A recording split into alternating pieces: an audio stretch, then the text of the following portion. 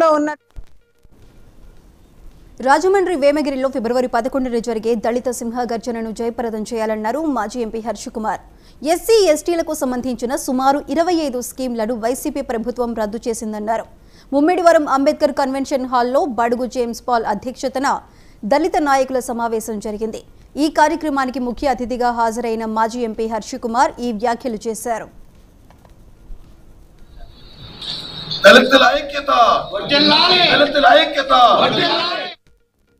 నమస్కారం.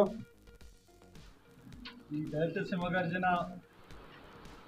11 ఫిబ్రవరి అంటే ఆదివారం రాజమండ్రి వేమగిరిలో ఏర్పాటు చేయడం జరిగింది. ఈ మీటింగ్ దళితుల ఆత్మగౌరవానికి సంబంధించింది. ఎందువల్లంటే ఎలక్షన్స్ లో మాకు హామీలు గుప్పిస్తున్నారు, ప్రభుత్వ సంక్షేమమే దళితుల సంక్షేమం అని చెప్తా ఉన్నారు. గవర్నమెంట్ లో కుదుటపడిన తర్వాత దళిత స్కీములు అన్ని ఎత్తేస్తాం. ఈ జగన్ గవర్నమెంట్ విధానం మటుకు ఈ రకంగానే ఉంది. దళిత జాతి యావత్తు జగన్మోహన్ రెడ్డిని సపోర్ట్ చేసింది. జగన్ వస్తే మా బతుకులు బాగుపడతాయి అని చెప్పి కూడా చాలా ఆలోచన చేశారు దళిత జాతి. అటువంటిది అంతకుముందు కాంగ్రెస్ లోను తర్వాత తెలుగుదేశంలో ఇచ్చిన 1 lakh సబ్సిడీ రుణాలు ఎస్సీ కార్పొరేషన్ కూడా ఒకరికి కూడా తిరుపతి